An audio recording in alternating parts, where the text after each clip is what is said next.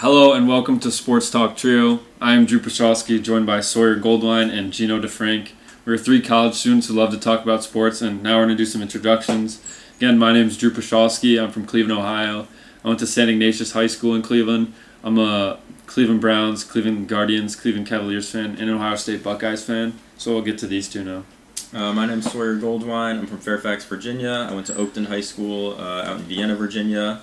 And I am a Browns fan, Guardians and Nationals fan, Cavaliers fan, and then for college, Duke and Ohio State.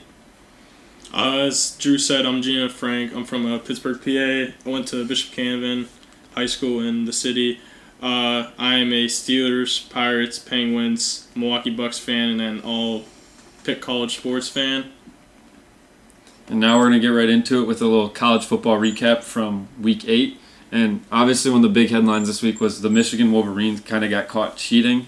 There was apparently a staff member that they hired to go to games and sort of look at other teams' signs and feed off that, and also a video released about today or yesterday of that Michigan staff member by the name of Connor Stallions, I believe, like looking at the Ohio State signs last year in the shoe.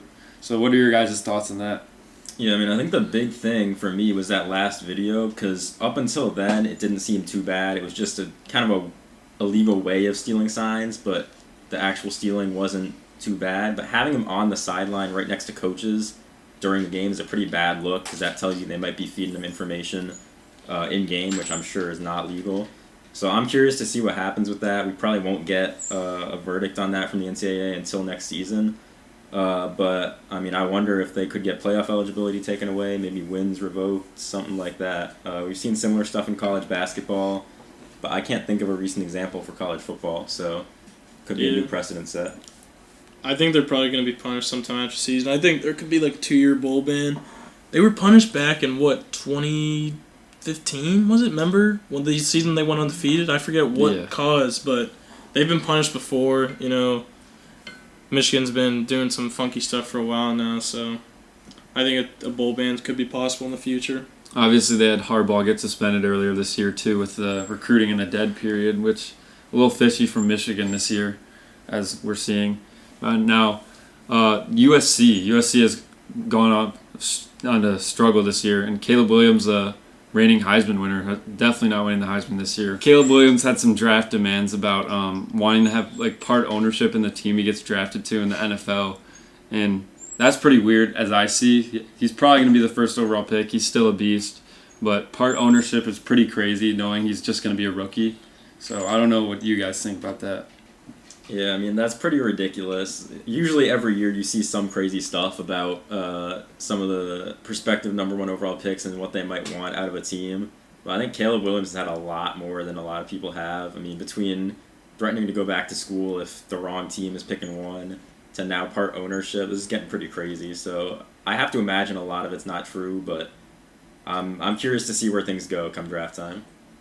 Yeah, he's a solid talent, but he's acting like he's a generational stud that, any team should be willing to give up whatever they have for him. So I honestly think of late, he's been falling off. His second halves have really just not been solid. When the games come down to the wire, he's not playing good. But obviously he's going to be the first overall pick unless he can finesse his way to trying to get a team to just pass on him. Yeah, and they have struggled USC has struggled this year, making close games against Arizona State, and losing to Utah and Notre Dame.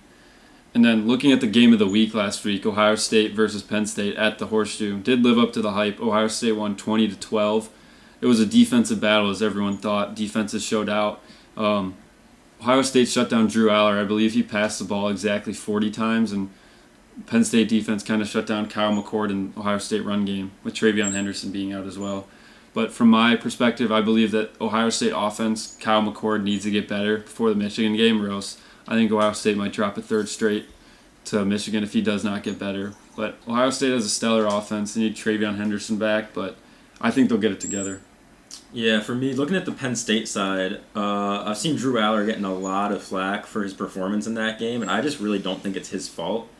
For a couple reasons. So he had a lot of incompletions, just really not a good stat line, but he didn't have a whole lot of protection. That OSU defense was getting after it pretty quickly. And the play calling was pretty bizarre for his skill set. It didn't look like the game was being called for him. When I look at Drew Aller, I see kind of a Justin Herbert prototype. He's a big QB, strong arm. He'll stand in the pocket and throw deep accurately. But they were calling a lot of drag routes, a lot of quick slants, screens, things like that that just don't fit what he's trying to do. So I think they really need to get that together, and maybe if they do that, they might have a chance of beating OSU or Michigan one of these times. But for now, they gotta help their quarterback out, and they weren't doing it at OSU. Yeah, I think Drew Aller kind of woke up. I think the moment kind of was too big for him. Obviously hostile environment at Ohio State, third team in the nation.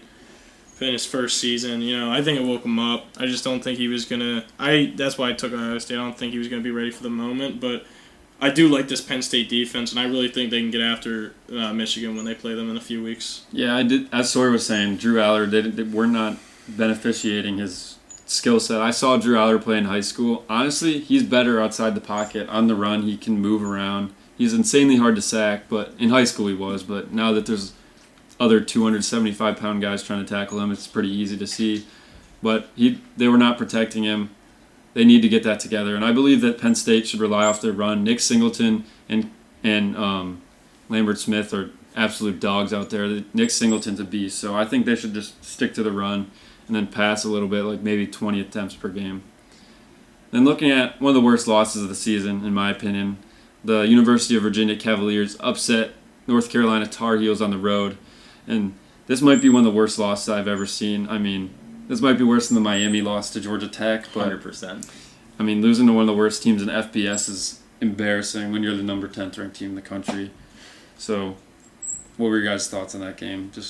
Yeah, I think Drake May, he looked bad. He didn't look like a first-round pick.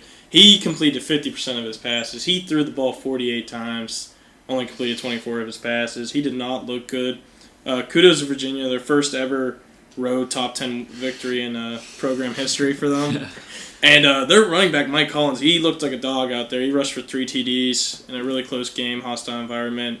North Carolina kind of just threw their season away with that loss. So nothing really. Usual ACC football right there. Anyone can win, anyone can lose. So yeah, I mean, I've been smiling this whole time. As a Duke fan, I love to see this. And being from Virginia, I know how bad UVA is.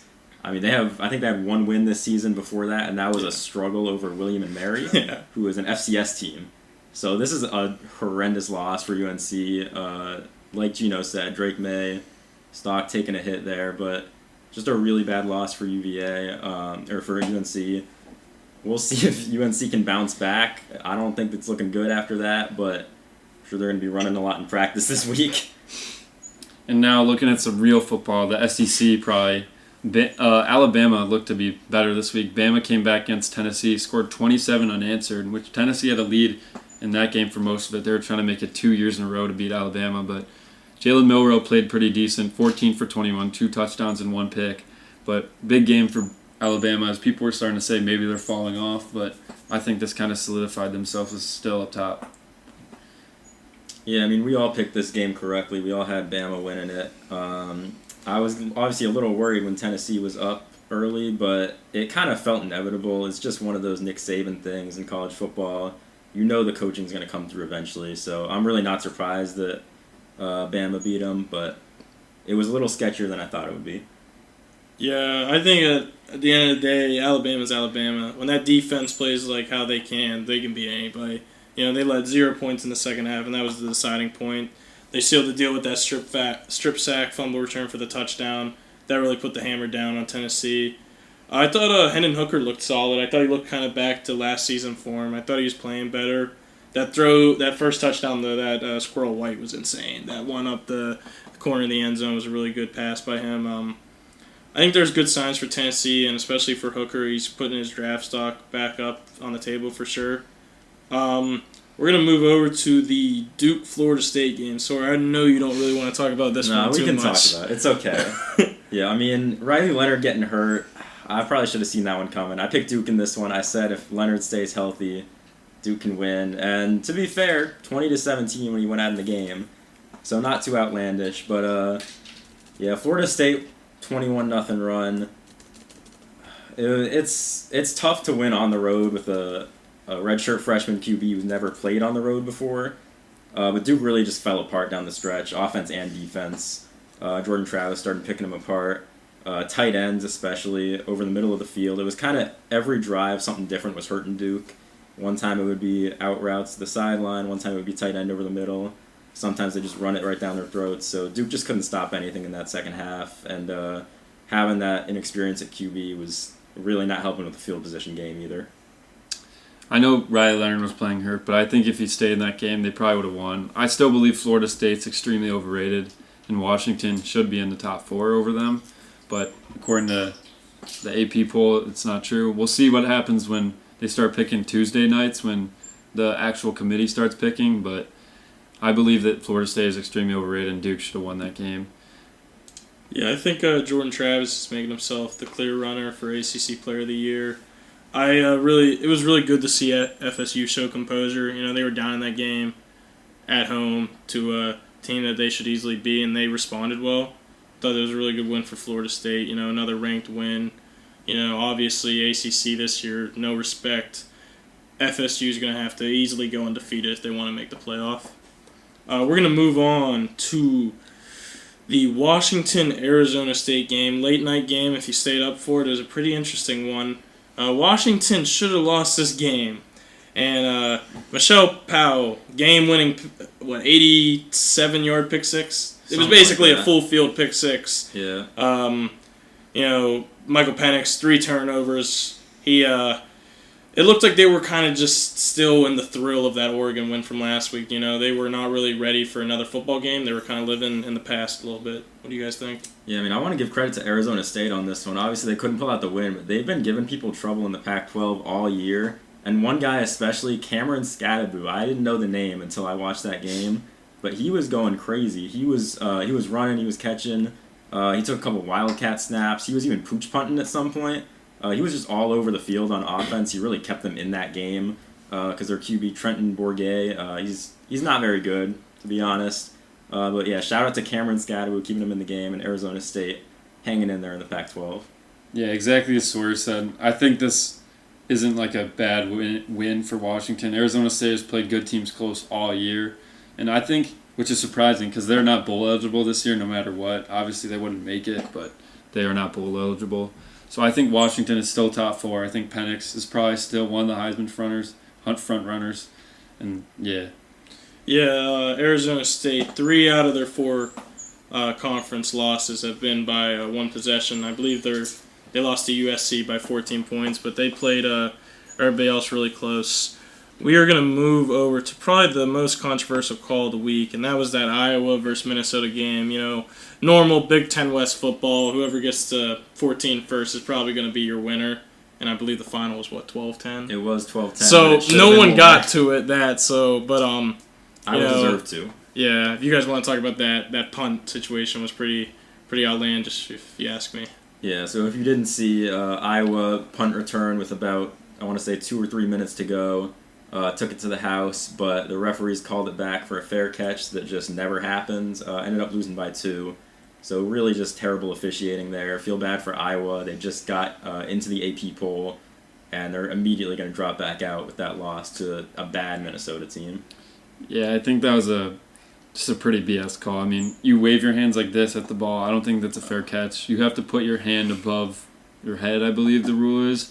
But I think it's absolutely BS. But when the returner for Iowa did recover that, he made a crazy move on the Minnesota defender. He juked out 6 dudes. Yeah, I mean, actually getting to the end zone on that play was insane. But I just think, you know, if anyone has ever played football, we all know everyone's got their different call. My high school's call was Peter, Peter, Peter, and that would basically mean move out the way so the punt didn't hit you. So I think it was just very unfortunate for Iowa. We're going to move over, talk a little bit more. We talked about Caleb Williams. We're going to get a little bit into that game against Utah. You know, it was a home game for USC.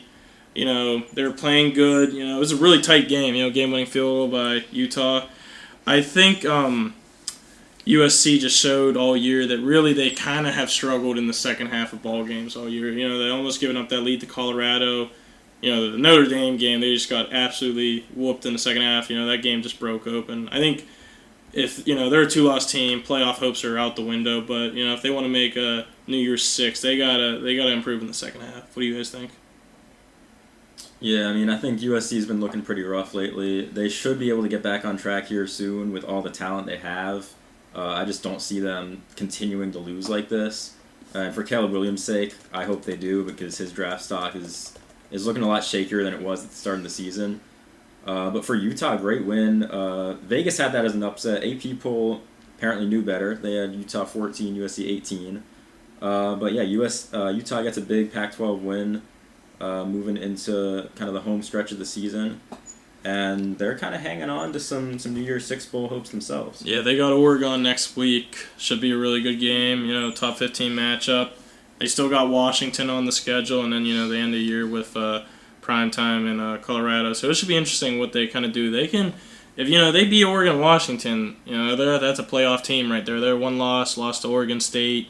Oregon State's hanging in there, too. They're only a one-loss team, too. So the Pac-12 is having a really good year. Yeah. They did get some bad news, though. Utah did. Cam Rising officially out for the season now. Yeah. Should be able to come back next year. But, again, talking about this USC game, if USC gets their defense together, I believe they do have a chance to maybe make it to New Year's Six Bowl. But if that does not happen, I believe they're probably toast in the Pac-12 because Pac-12 is absolutely loaded this year. Again, as I said, they're going out in style. Yeah, speaking of going out in style, Texas, not a great win at Houston. Houston had a terrible spot down the stretch. Ended up not converting on fourth down. Big storyline, though, besides that, Quinn Ewers also could not finish the game for Texas. Sprained AC joint, which has been pretty common for quarterbacks lately. As a Browns fan, I've seen Deshaun Watson have some shoulder issues. Baker Mayfield have some shoulder issues. So I know how much that can affect the QBs. We'll see if Texas can hang in without him. But really not a convincing win over Houston, needing the refs to help him out. I think they will hang in. People believe that Arch Manning will be starting now, but I think Malik Murphy, who's been backing up there for a while, who's also very talented, I think he can start. He's a good runner, and he can sling the ball too. So I'm excited to see. Hopefully they put in Malik Murphy, and I'm excited to see what he's got. Yeah, elsewhere in the Big 12, the other blue blood, if you call it, Oklahoma had a really tight back-and-forth game with UCF. I thought UCF's quarterback, John Plumlee, really played well. He stood in the pocket, made a lot of tough throws against that Oklahoma wide-open defense. At the end of the game, though, the Oklahoma defense, their front line stood tall and, stopped their two-point conversion. But that game was kind of an eye-opener for Oklahoma. Down in the stretch, they beat Texas, but, they got a few other tough games coming up on the schedule if they want to make a run for the college football playoff. Yeah, speaking of that two-point conversion, I'm no head coach, but I don't know about that play call. They called a double pass on that two-point conversion, and the key there is they called it to the left side, and the second thrower was a right-handed QB. Yeah. And the big issue on that play was he had to flip his hips to make the throw, and he just ran out of time. I don't know why they wouldn't call that to the right side there and just make life easier for a guy who's not used to throwing like that. But that's just a weird coaching call, weird play call there. I think if they call it to the other side, UCF might get out of Oklahoma with a win. I do believe UCF may have been out for blood as Dylan Gabriel was facing his former team because maybe they had some bad blood there. I don't know if there's any behind-the-scenes stuff going on, but UCF played great. I honestly thought they were going to pull that one out because they were up a little bit, but Oklahoma has looked good all year, but this has been one of their worst wins of the season. Yeah, we're going to now transition over to our NFL recap for the week. We're going to start, just talk a little bit about the Thursday night game. The Jags beat the Saints in a pretty good thriller. It was a really good back-and-forth game. It went to OT, right? Or no. Not quite. It did not. Not quite, It was close. for the Jags. It was close. The Saints, what was the receiver that dropped that pass? Foster Moreau dropped it. Yeah, that was pretty embarrassing on his part, I don't mean to throw his name out there, but... Poor guy. Yeah, he kind of cost that one. Saints moved to, I believe, below 500.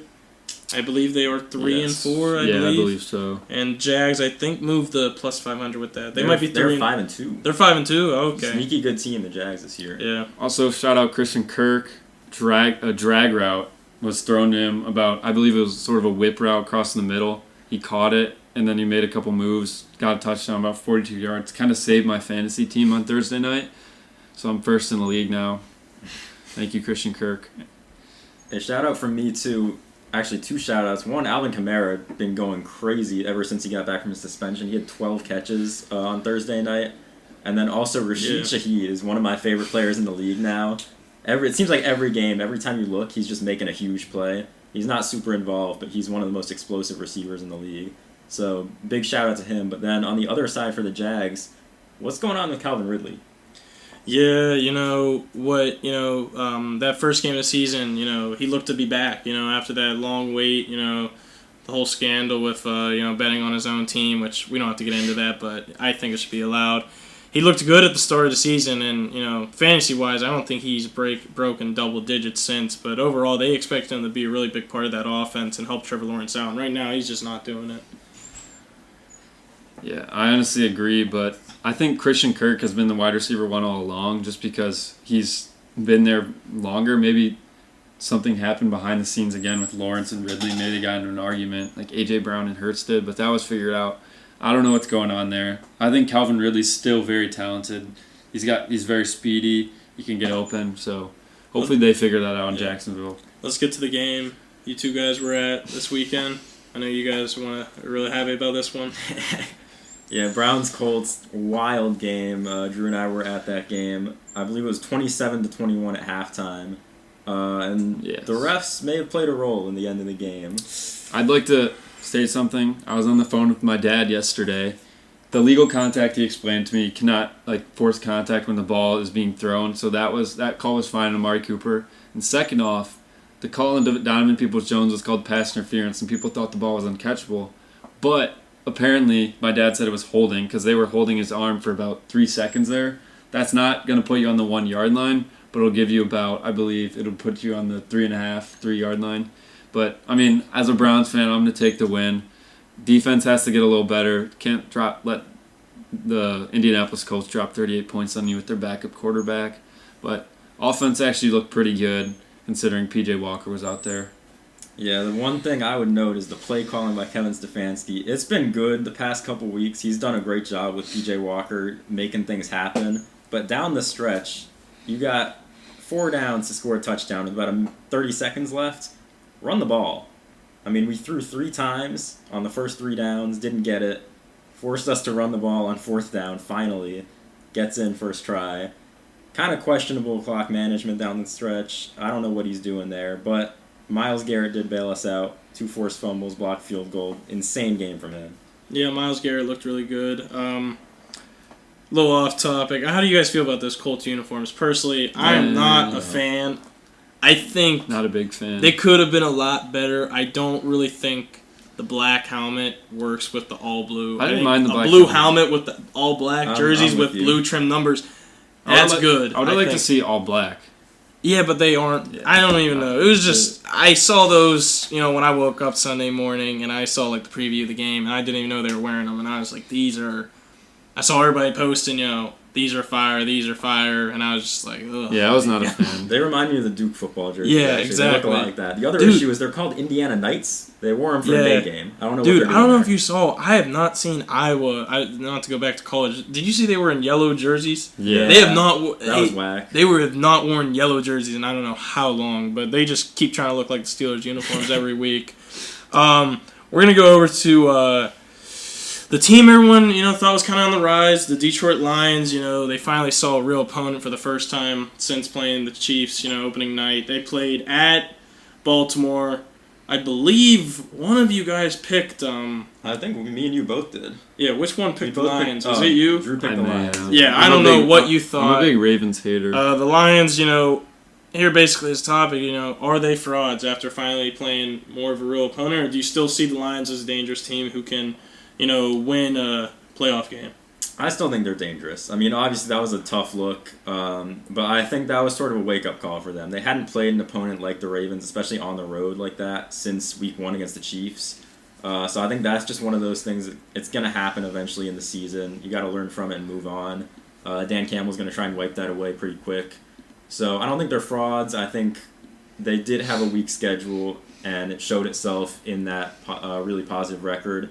So they're coming back down to earth a little bit, but they'll be okay. Yeah, they're definitely not frauds. I believe, as you said, reality check. They have a great coach in Dan Campbell, And I think they just need another receiver that they could snag at the trade deadline. Amon-Ra St. Brown can't do it all. Sam Laporta has looked good. They'll probably be fine when David Montgomery comes back. Jahmyr Gibbs did have his first touchdown. Very happy for him. He has not gotten enough playing time. I believe he's going to be an absolute dog out there. But Lions, I think they're going to bounce back. I don't think they have a tough schedule along the way coming up, but I think they'll be fine. Yeah, the Lions will be home to the Raiders, at Chargers, and then home to the Bears and Packers in the next 4 weeks. 2 pivotal divisional games, and go out to play some AFC West opponents. Yeah, they'll definitely bounce back.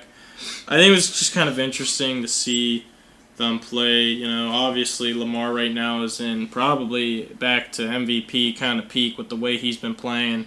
He looks unstoppable right now. Next we're going to go to, if Lamar does stay healthy, is this Ravens team a Super Bowl team? I'll let the hater go first. Yeah. Unfortunately, they are. Honestly, I have them coming out of the AFC right now as my Super Bowl team. Their defense looks phenomenal. The offense looks phenomenal. They might try and snag a running back because J.K. Dobbins got hurt at the beginning of the season. But they haven't had a really close game this year. Obviously, they lost to the Steelers. But that was a great game by the Steelers. One good game from Matt Canada.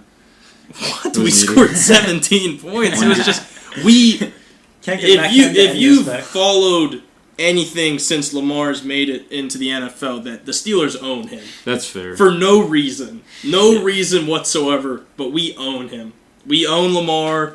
If they see us in the playoffs, everyone knows the deal. But if they don't see us, then they're probably going to win every game. Yeah. The other thing, though, that owns Lamar is the playoffs. That is true. That is true. That's why I'm not quite ready to say they're Super Bowl contenders until I see it in the playoffs. On paper, they should be, but he's one of those guys that just hasn't proved it yet. I think this is their year. I think everything's come into form this year, and I think they're going to pull it off. I don't know if they'll win because it's still too early, but I think the Ravens will make it out of the AFC. Then another AFC contender on Sunday, the Bills. Bad look going down to the Patriots. Bill Belichick just signed an extension, we found out that morning of the game, multi-year, so we can put the rumors of firing him to bed. And he came through that day. Patriots upset the Bills. Mac Jones, only 5 incompletions. Only 5? Wow. He was 25 of 30 for 272 yards, 2 touchdowns. It's a career game. He looked solid. At the end of the day, that's all you got to do.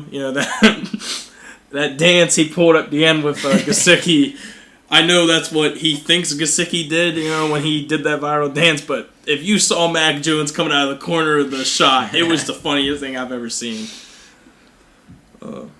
Yeah, but I honestly think the Bills are overrated. They're 4-3 right now. I think Josh Allen has become maybe a little overrated. He literally throws an interception every single game. And that's unacceptable from a quarterback who's probably up for MVP voting every year. And a guy, maybe a little Madden curse going on here. I don't know. He is on the cover of Madden, so this might not be their year just because he's on the cover of Madden. Yeah, I do agree the Bills are definitely a little overrated. When you look at their past few games, they did have a big win against the Dolphins at home, but then lost to the Bills by 5 at home.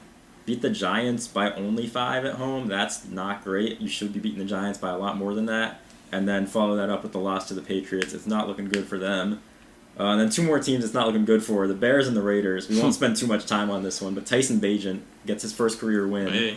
In his first career start since losing to the Colorado School of Mines. That might be one of the worst games I've ever seen in my life. Shout out Brian Hoyer. He went to my high school. He got benched. Browns legend, but he did get benched, unfortunately, for Aiden O'Connell, which is probably pretty embarrassing. Hey, shout out Tyson Bagent. I know you gotta love stories like that.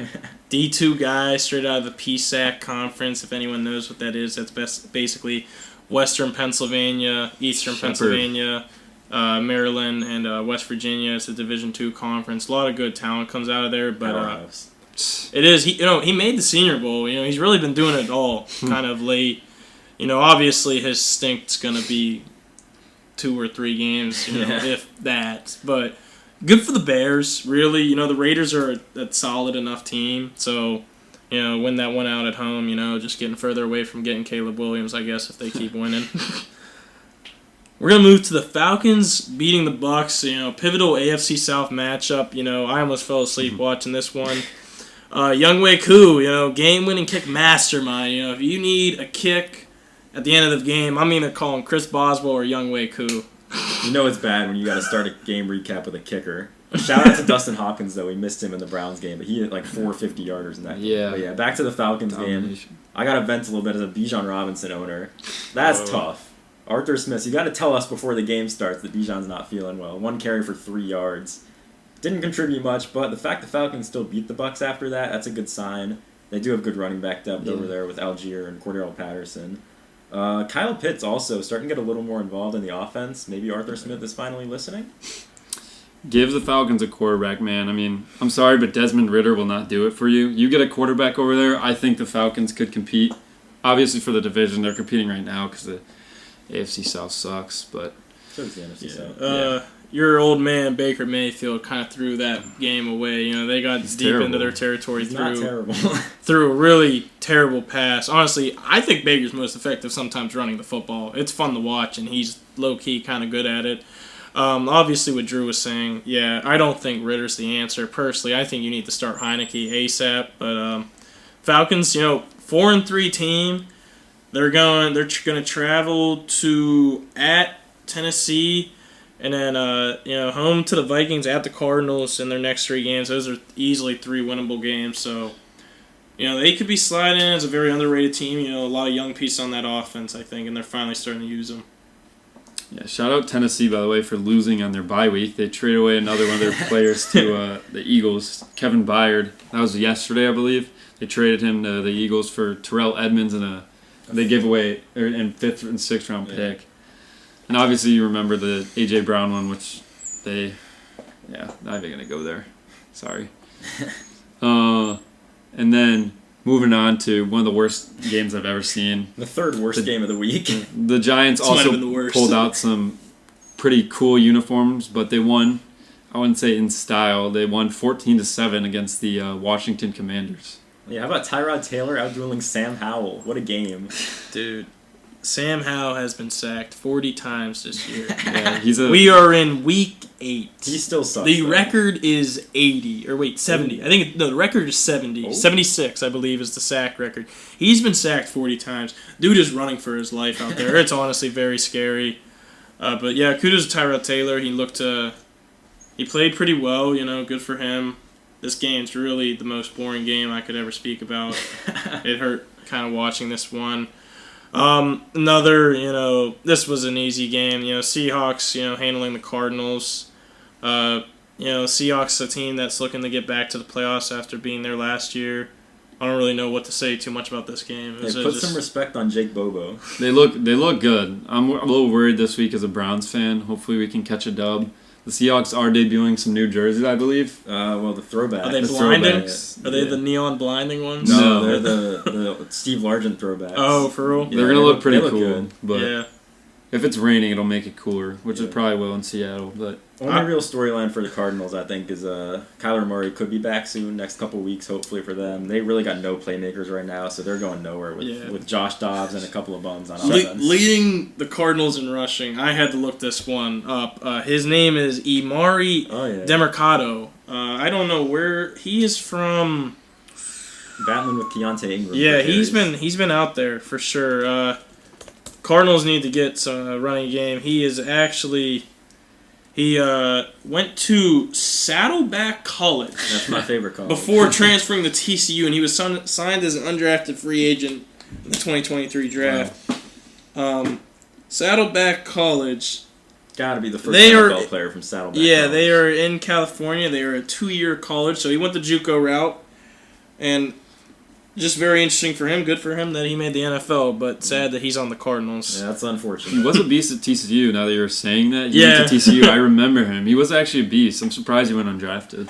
We are now going to talk about, my team. We're going to talk about the Steelers. Beat the Rams. They went into LA. Playing Aaron Donald, a former PA guy, went to Penn Hills High School right in Pittsburgh. Rams, they got one of the best 1-2 combo in the league. Matthew Stafford's just kind of getting back into form, and that Puka Nakua and Cooper Kupp, they're a dangerous duo. Puka, he made some unbelievable catches in that game.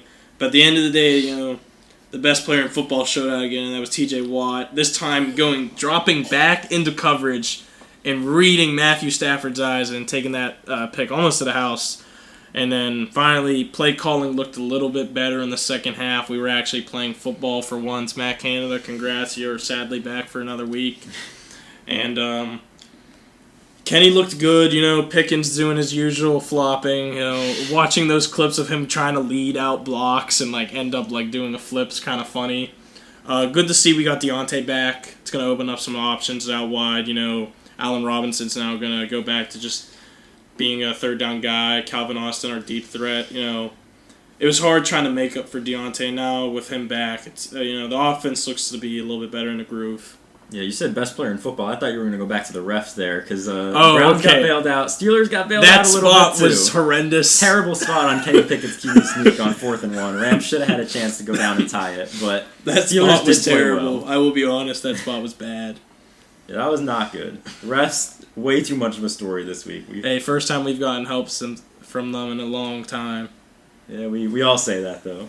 Dude, anytime I think of refs and the Steelers, I think of Jesse James. And it just brings pain to me. It brings so much pain. Anyway, less of a ref ball game. Chiefs over the Chargers. Not a whole lot to talk about here, honestly. Travis Kelce looked good. Mahomes looked awesome. He had 400 yards, 4 touchdowns. And then Herbert looked a little rough in back-to-back games now. Yeah. I feel for the Chargers. They're 2-4, and they have probably one of the most talented rosters out there. With just being 2-4, but I think they could be a lot better with a new coach. Brandon Staley is just not it. He has no idea what he's doing. I think it's every game he makes some very questionable call that they've won on so far, but something needs to change in LA for the Chargers. So, 2-4 with maybe a top 5 quarterback in the league is probably unacceptable. Yeah, Herbert's playing with that broken index finger in his non-throwing hand. Making it a little bit hard for him, but no excuses. Bright side for the Chargers, Joshua Palmer really looked well. 5 catches, 133 yards, good for fantasy purposes. But Chargers, year after year, it's disappointing. They're a team. You look at that roster, they should be a playoff team every year. And right now, it's same old, same old. Didn't even score in the second half, so bad game by them. Justin Herbert, since being drafted in 2020, most losses of any starting QB in the league, and that's just really not his fault. I think they've played the most single score games. That sounds right. And they've lost the most, of course. I think they've lost 55 of 80 one-possession games, which is just unlucky. They're always on the wrong side of the beat these days. At some point, that's on the coaching. Yeah, of course. Broncos take out the Packers in a really interesting game. Obviously, Packers, everyone still thinks they're in the Aaron Rodgers days, think they're a top playoff team. They go out and lose to the worst team in football, I believe, in the Broncos. It makes me question, is Jordan Love still your franchise QB? I think you got to stick with him. They did just extend him before the season started, which was risky considering you haven't seen him play a full season. But you do have to stick with him. I will flex real quick. I did call this game. I had the Broncos here. But really the Packers, I think the big issue was they just could not stop the run. Javonte Williams had 5.5 yards per carry. Jaleel McLaughlin had 9, which is really unacceptable. He had a decent sample size, too, for that 9 yards per carry. Jordan Love didn't look great. He's kind of fallen off since the season started. First few games were really promising. Now losing to the Broncos, not so promising. I completely agree with you. I think you need some weapons. Christian Watson is really his only weapon out there. But I also think Matt LaFleur is not the greatest play caller for him. I think he's still thinking Aaron Rodgers and Jordan Love are the same player. They're not. I think Jordan Love is a guy that can go on the move. He's quick and he's agile. But you need to get him some more weapons. Aaron Jones just came back, so he was probably shaken up a little. They can use him as a target, but I think maybe they need to figure out, LaFleur needs to figure out the situation. Yeah, shout out Will Lutz. Four field goals for your fantasy lovers. You got him. Good bulk of points from him. Hey, great kicking day on Sunday. Not if you were Brett Meyer. Not if you were Brett Meyer. Anders Carlson missed extra point and 2 missed 50-yarders. You got another Younghoe Koo, though. You got he gave up 10 points, Brett Mayer. Dustin Hopkins. Yeah, all I gotta say is Brett Mayer looked like he was about to injure someone on that sideline. He was walking around, dude's trying to be like, "Hey man, next one." He was not messing with anybody on that team. Well, he paid the price too. He just got cut. Did he actually? Yeah, he did I knew he. Well, he lined himself up to be. You missed 4 kicks in a game, gave up 10 points in a 1-possession game. Obviously repercussions are going to happen. Tough life for kickers. Hopefully they sign my boy Rodrigo Blankenship. Hey, He's still out on the market. We saw some Blankenship jerseys at the Colts game. Are you for real? There are some crazy jerseys there. Rodrigo's my guy back from his Georgia days. I remember when he banged that 56-yarder in the Rose Bowl back in the day. He goggle man. You gotta love him. Love his Legos. Respects. Sunday night primetime. 2 of the top teams in football. Eagles take down the Dolphins. Eagles used second half to kind of pull away from in that game. What do you guys think?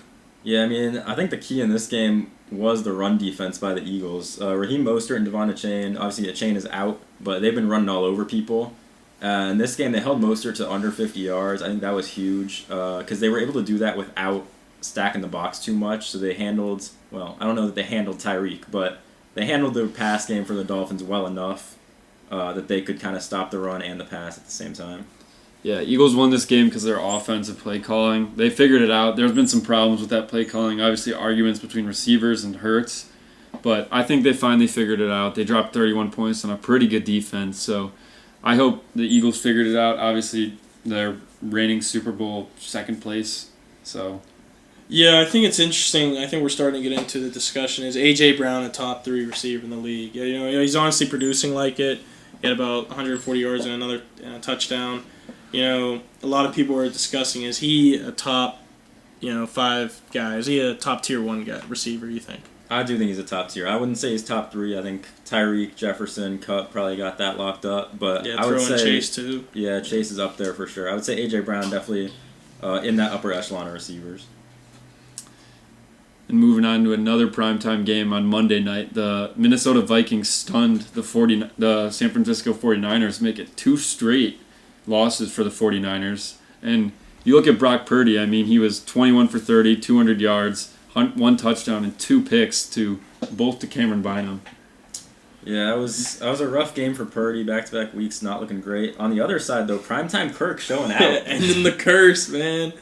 Monday night nightmare right there for Kirk. Good for him. Yeah, we'll say the Niners were banged up. It felt like every play, somebody key was going off for them. George Kittle went off for a little bit. He came back. Fred Warner went off. I think he came back too. Yeah. They were already without Deebo Samuel. McCaffrey was playing hurt. But they still got to do better than that against the Vikings team that's just not very good. Without Justin Jefferson. Pretty terrible defense, honestly. Huge win for the Vikings, though. They're now 3-4. They're getting back into the thick of things. Huge win. Rookie Jordan Addison, Pitt guy, sadly was taken over to USC with all the NIL deals. 7 receptions, 123 yards, 2 touchdowns, filling in for Justin Jefferson as wide receiver 1. He looked really good. Yeah, then we'll go ahead and move on to looking into the future for next week. Going back to college football. Not as many key matchups next week, but we do have a couple ranked ones, starting with Duke at Louisville. And in this game, I am going to have to go ahead and take Louisville, even as a Duke fan. I think it's unlikely that Riley Leonard plays. He looked pretty rough on the sideline over there. He was trying to get back in, but Mike Elko would not let him. And I mentioned earlier Henry Belin IV, or Henry Belin, is Duke's backup QB. Florida State was his first ever college road game, so Louisville will be his first ever college road start, if he does start. That is not good. Louisville's a solid team, and they're coming off a bye, so they're going to be ready to go. Yeah. I don't think Duke has any chance in this game if Riley Leonard doesn't play. Yeah, I'm also going to take Louisville. Louisville's coming off a tough loss to Pitt. That's a pretty embarrassing loss, no offense, Geno. But Louisville, great coach in Jeff Brom, by the way. But I think Louisville's going to pull this one out. Backup quarterback for Duke. I honestly think it's going to be a double-digit victory for Louisville. Yeah, you're talking to the guy who went 4 for 4 last week, Nothing too crazy. I'm known for changing my pick last second. I'm going to do that again. I'm going to take Louisville. They were on their bye this past week, coming off the Pitt loss. They got something to prove, definitely. Playing a backup QB in your home stadium. There's all lines leading to only winning, really. So we're going to move on from that one. We're going to go to the Pac-12 showdown. Oregon at Utah. I'm going to start this one off, I chose Utah last weekend, USC, when these dudes took USC. Obviously, that didn't work out for them. And now this game's in Utah. Those fans go crazy. I'm going to take Utah. I really, really, really like their running back. And what's his name? Sion Vaki. I really like him. I think Oregon, I just haven't really seen anything convincing from them. Bo Nix is, I think, at average QB at best. I'm going to take Oregon, too. I mean, I don't think Bo Nix is average. I think he's in a very good situation at Oregon, but he might be a little overrated. But I think Oregon's going to win this one. They got to stay at the 1 win to try and maybe make it into the playoff, which probably won't happen. But they could still get a New Year's Six bowl. So I'm going to take Oregon. Yeah, I'm going Oregon as well here. Utah, only one Power 5 win that really looked convincing, in my opinion. And then I do agree, Bo Nix, not the greatest quarterback, but one thing he does have is experience. He did just set the record for most starts in college by any QB in history. Wow. So on the road at Utah, I really don't think he's going to struggle that much with that. It's a tough environment, but he's a guy that can handle it. So I think an Oregon team that almost knocked off Washington, they can definitely go into Utah and get a win. Looking at some more Pac-12, we'll look at Colorado at UCLA. This is another big in-conference Pac-12 game. Colorado is 4-3. They need to get it together. They've had some bad losses so far these past couple weeks. But personally, I'm going to take UCLA. I don't think Colorado's going to get it together for this rest of the season. They started off hot, surprised people, and then they got probably a little too cocky, in my opinion, and just fell off the map. Not fell off the map, but I'm going to take UCLA in this one. Yeah, I'm going to take UCLA too. Big win coming off against convincing win against Stanford. They struggled the week before Oregon State. I just think, as everyone knows, how many Division I schools are there? FBS, 146, something like that. Colorado's defense is last. I think that's everything we need to know. That defense is terrible. They let up 400 to 500 yards a game. Games at UCLA at the Rose Bowl. I got UCLA coming out on top. Yeah, I'm going to pull a Geno here and change my pick last second. Go with Colorado. UCLA has no ranked wins. They did beat Wazoo, but they are now unranked. So no teams that are currently ranked have lost UCLA.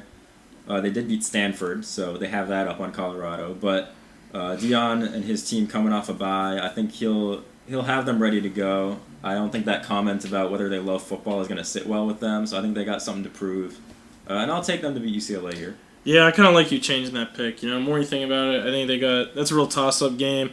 We're going to move on to Ohio State at Wisconsin. Someone messed with my pick. There is no way I had Wisconsin originally. Someone went into our file and changed that. I never had Wisconsin. Whoever did this, I don't know who, but I'm going Ohio State. Game's in Madison. That doesn't matter. Ohio State owns Wisconsin. Everyone knows that. Ohio State by 2-3 scores. I'm mad. Yeah, I'm going to take Wisconsin too. I'm going to take Ohio State. I will not take Wisconsin. I think this game might be a little closer than expected in the first half, but it's going to be very defensive in the first half, but Ohio State in the second half is going to come out. But the thing is, Ohio State has the X factor on offense, and that's Marvin Harrison Jr., who, in my opinion, is the best player in college football. He's not going to win the Heisman, but he's the best player in college football. Yeah, give me Ohio State here in a pretty easy one. Wisconsin just hasn't seen an offense even close to the caliber of Ohio State. I mean, you look at their past games, you got Purdue, Rutgers, Iowa, and Illinois. Those just are not exactly top-flight defenses or offenses. So I think Ohio State should roll in this one. No problems here for OSU. We're going to go to SEC East battle, game in Jacksonville every year. Georgia, Florida, split down the line. It's in Jacksonville, right? Every year. It's in Jag Stadium. Yeah, Yins are looking at me like I'm insane. Georgia, I'm taking Georgia, number 1 team in the country. Not in my books, but they're coming off the bye. They had a really rough game against Vanderbilt 2 weeks ago. I think them coming off the bye, refresh some bodies. Obviously, Brock Bowers is out, but I don't really think it matters. I think Georgia's just a better overall team. I'm going to take Georgia. I'm going to take Florida here. This is not my upset pick. I believe this is Sawyer's. But I'm going to take Florida just because I know Georgia does own Florida completely, and it's not even close. Brock Bowers being out, that's Carson Beck's favorite target. Georgia has not had convincing wins. I mean, their last game, they only beat the Vanderbilt Commodores by 17, which is very embarrassing. So give me Florida. They're going to finally pull it out in Jacksonville as they've needed to these past couple years. So give me the upset in Florida. Yeah, like Drew said, I'm going to go ahead and double dip here, make this my upset pick of the week with Florida over Georgia. I think you guys pretty much said it. Georgia hasn't looked convincing this year. Brock Bowers out. Carson Beck has looked fine, but nothing special. Georgia is coming off a bye, but so is Florida. So the rest there should be even. I'm really not a big Florida guy. Billy Napier, I don't like him as a coach. But I think they are a talented team this year. I believe they have ETN is balling down there. So give me Florida to knock them off. Hopefully, I'm hoping it happens because I don't want to see Georgia at the top of that AP poll anymore. Florida's kind of flying under the radar. They had a bad loss at Kentucky, but they beat Tennessee at home. But other than that, they've had some struggle. But I think it's very possible. For my upset pick of the week, I'm taking my own Pitt Panthers. Will be traveling to South Bend to take on the Fighting Irish. Pitt, we're finally getting it together. I like this pick a lot. Here's the thing: we're gonna get one of these two. We're either beating Notre Dame or Florida State, and I know it. Everyone can come back, call me crazy, but when it happens, you can come here and get my autograph. But we're gonna win this week or next week, whatever game. We're gonna win one of them. I like this week though. We're plus 18 underdogs. Obviously, we're going to South Bend, but Pitt Notre Dame. It's a little bit of a storied rivalry. I think Pitt. We're gonna come ready to play. Our starting safety, Donovan McMillan, last week, was real shaken up after the loss. He had an unsportsmanlike penalty. Narduzzi came out saying that he didn't leave the stadium that night for a long time. He just saw him in the locker room crying. I think that defense is going to come ready to go. I like Pitt in this one. For me, I'm going to take the Hoosiers this week over Penn State. Penn State is favored minus 31.5. You might be like, why the hell are you saying this? But listen to this stat. So there's been a thing about the 10 seed. Penn State's the 10 seed right now. In Week 5, Oregon State beat number 10 Utah. In Week 6, Louisville beat number 10 Notre Dame. Week 7, Notre Dame beat number 10 USC. And in Week 8, Virginia beat number 10 UNC. So the Hoosiers are going to make it happen. They're going to beat Penn State, even though they're coming off a tough loss. But I think Ohio State completely exposed Penn State on film unless they change literally everything they do, which they probably might. But give me the Hoosiers. With that, we're going to move into our college football top fives. I'll go ahead and start. I do have Georgia at 1 right now. Like I said, my upset pick is Florida over Georgia this week, so I'm hoping I'll be able to move them down. But obviously, coming off a bye, I don't want to move them down just yet. Number 2, I still have Michigan. Easy win at MSU last week. And they'll go into a bye this week, so a chance to get refreshed for them. Then my first movement is at number 3. Ohio State's going to go ahead and jump up over Washington. Ohio State with a great win against Penn State last week, whereas Washington, as we talked about, struggled with Arizona State. They will get an easy game at Stanford next week, so they should be able to bounce back. But I feel good putting Ohio State above Washington at this point. They have the best win of those two teams. And finally at 5, a new team coming in is Florida State. I hate having Florida State here. I don't think they deserve it. But when you look down the list of other teams that could have jumped in at 5, you got Penn State lost, Texas looked bad. It's just there's really no good candidates there in my opinion. So I am going to have to put Florida State there by default. They did get a ranked win against Duke. So they are my number 5. Yeah, I got Michigan staying at number 1. I had them there last week. Just really convincing wins for them. Moving into number 2, Big Ten East rival Ohio State. I have them jumping 2 spots up. Real convincing win against Penn State. I would have them jumping my number 3, Washington. I have them sliding down 1 spot. Michael Penix just really didn't look comfortable in that game. I think that performance easily deserved going down a spot. I have Georgia going down spot 2 just because I think Ohio State looked that good to jump both of them. And at number 5, I have Florida State staying put there. Obviously there's a few other teams that can be in that spot, but I think they're the most deserving of it.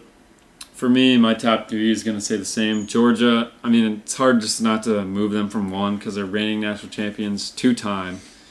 So I'm going to keep them at 1. I'm going to put Michigan at 2 because I can't put Ohio State ahead of them because they've lost them 2 years in a row. I'm going to put Ohio State at 3. And number 4, I'll keep Washington. I had them in at number 5 slot last week. But Washington's going to jump up in there, deserve their spot in the playoff. And then number 5, I'm going to keep Oklahoma there. I know they had a rough win against UCF, but I still think they're up at the top. Dylan Gabriel could be another Heisman frontrunner, even though since Penix had a bad game last week. But that's my top 5 right there. Yeah, with that out of the way, we're going to move into our NFL predictions for, I believe this is week 7. As the only one above 500 last week, I'll go ahead and start us off on Bills-Bucks, and I will take the Bills here. We have talked about the Bills are trending down right now, but the Bucks also coming off a loss against the Falcons. I think this game is going to be close, but in the clutch, as much as I love Baker Mayfield, I do trust Josh Allen more, so I think the Bills should be able to handle this one at home. I'm going to take the Bills. There's no way they'd lose after losing to the Patriots, and I don't see them being 500 this season. I still see them being over 500, but give me the Bills and kind of an easy win on Thursday night. Yeah, at home in Buffalo, I'm going to take the Bills. I don't like how we're all taking them, but, I'm just stuck with the Bills. I don't think Baker Mayfield is going to go into Buffalo and pull this one out.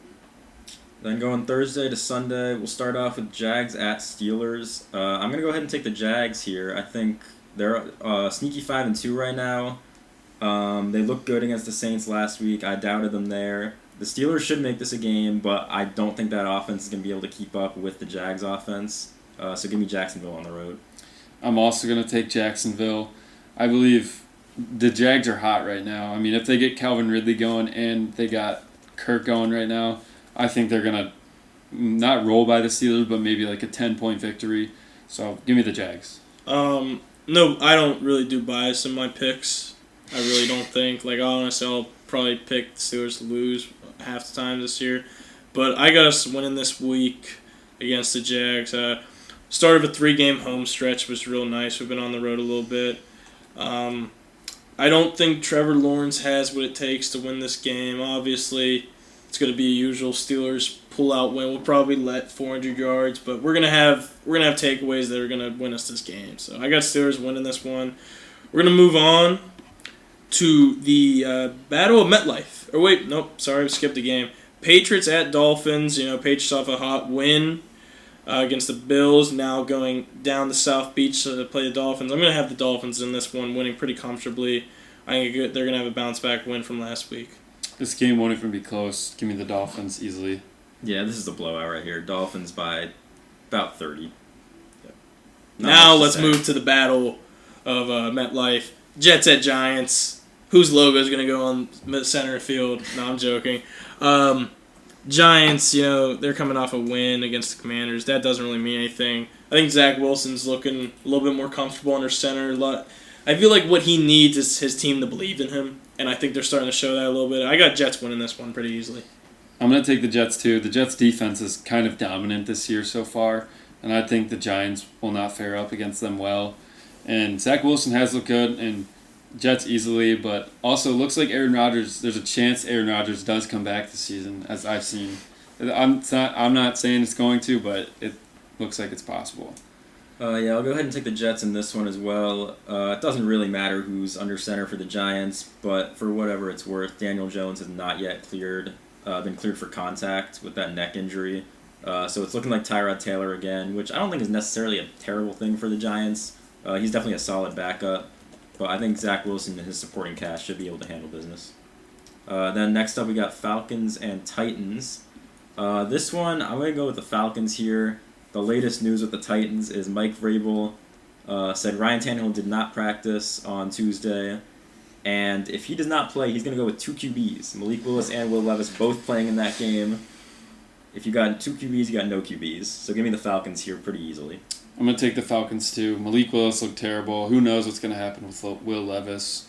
Titans quarterbacks usually don't fare out well unless it's, Steve McNair. But that was a long time ago. But give me the Falcons kind of easily. Got a little bit of an upset in this one, Playing in Nashville, I got the Titans pulling this one out. I think the Falcons are frauds. I think they're going to lose this one. Titans coming off a bye week. They've dropped 2 in a row to the Ravens and Colts, both 1-possession games. I think they're going to pull this one out over a very generous 4-3 Atlanta Falcons team. We're going to move on. Another kind of interesting matchup. Could go either way. You have the battle of number 1 and 2 overall picks in the draft, and Texans at Panthers. C.J. Stroud versus Bryce Young. I'm going to go with the number 2 overall pick in C.J. Stroud. I liked how the Texans are flying around. Defense looked solid, and C.J. Stroud's playing really well. This won't even be close. C.J. Stroud is way better than Bryce Young. C.J. Stroud will just tear up the Panthers' defense. I don't think it's going to be close. Panthers are absolutely atrocious. And, yeah, give me the Texans kind of easily. I'm not going to lie. The Panthers are pretty atrocious, but I don't think they're 0-17 atrocious, so they have to win a game at some point. I think if it's going to happen, it's going to be a game against another young team, rookie QB, rookie head coach. And Frank Reich, Panthers head coach, just handed over the play calling duties to his offensive coordinator, Thomas Brown. So I'm going to believe in Thomas Brown here. I think he's going to cook something up with Bryce Young and pick up the upset win against the Texans. Then our next game is going to be Rams at Cowboys. That should be a pretty good game. But I'm going to take the Rams in this one. Cowboys should be favored, I would assume, but they've just looked pretty unconvincing against good competition.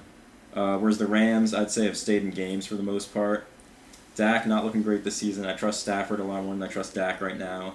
And with Trayvon Diggs not there for the Cowboys, I think Puka and Cooper Kupp should be able to pretty much cook against this Cowboys defense.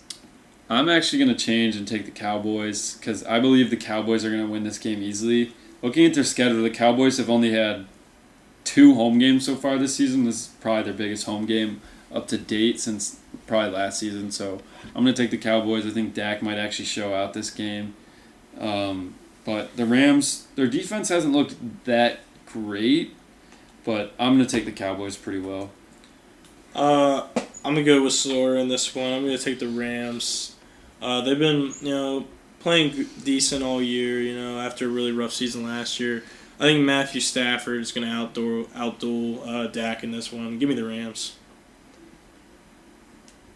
We're going to move over to, I believe we're still in the 1 o'clock slate, but we got Vikings at Packers, NFC North, pivotal game.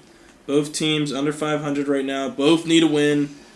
I'm gonna start off. I'm with the Vikings. I think they're gonna continue the momentum they built. They're gonna win at Lambeau. I'm also taking the Vikings. The Vikings have looked good at Lambeau these actually past few years, and I think the Vikings are my team to come out of the NFC North, which the Lions are.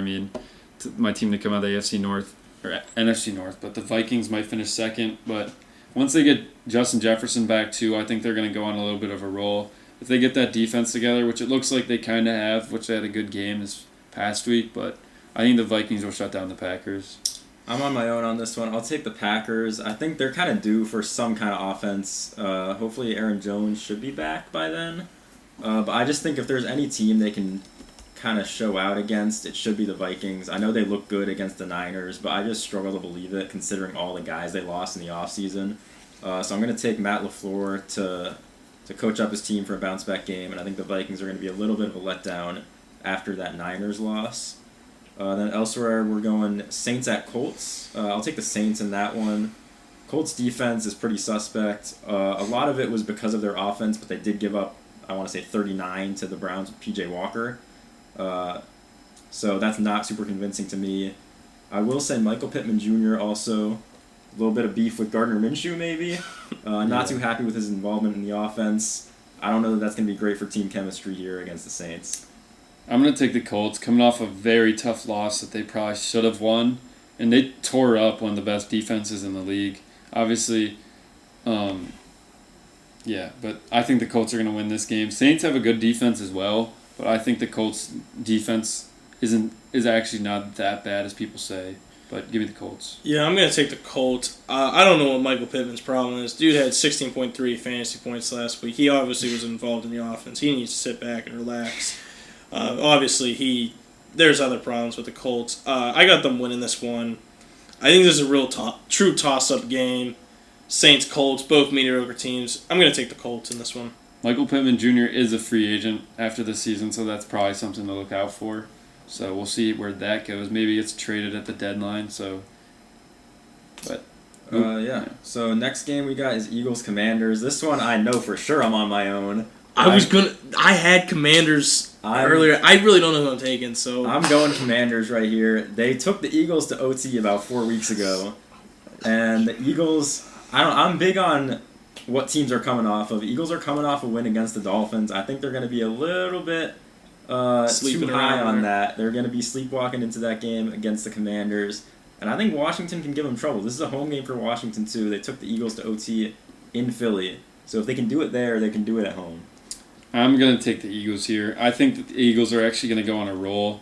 They looked amazing against the Dolphins after coming off a tough loss to the Jets the week before. But give me the Eagles kind of with ease in Washington. Dude, this is bad. I'm not really ready for this pick. I'm a big Commander. I am a believer in the Commanders, always have been. I hate the Eagles with my whole heart. And yeah, they took them to OT. I kind of see what Sawyer's saying. I think the Eagles, kind of like what we had with the Washington, they were real big on that Oregon win. They kind of went into next week sleepwalking. I think the same thing can happen. I want to take the Commanders really bad. I'm going to take the Eagles. It hurts to take it, but I think Jalen Hurts is going to come out and he's going to play a solid game. But the Commanders, I do think they have their number. Do not be shocked if the Commanders win this game for sure. We're now going to switch over to Browns at Seahawks.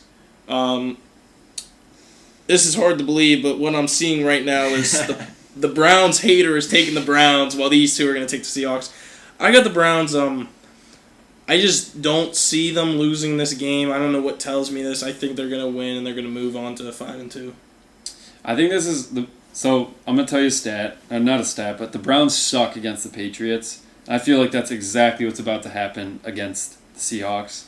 I think it's going to be a low-scoring game, but I think the Seahawks are going to pull this one out, unfortunately. Yeah, I hope Geno's right, but I don't see the Browns hanging on for this long and continuing to win with P.J. Walker at QB. The Seahawks defense is not bad. I think Devon Witherspoon is probably going to get a pick on P.J. Walker. Yeah. So traveling to Seattle, not ideal for the Browns right now. I don't think they take this game. And then staying in the NFC West versus AFC North battles, we got Ravens at Cardinals. Once again, I know I'm maybe on my own. Yeah, Who's already laughing at me, but the Ravens they notoriously play down to their competition. Steelers do a similar thing. Yeah, I know. Ravens have some weird losses every season. Maybe this is it. I don't know. I don't feel great about this pick, but I think there's a chance that the Cardinals might upset the Ravens.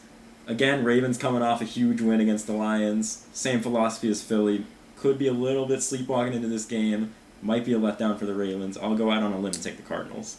I'm going to take the Ravens. I mean, the Cardinals are terrible.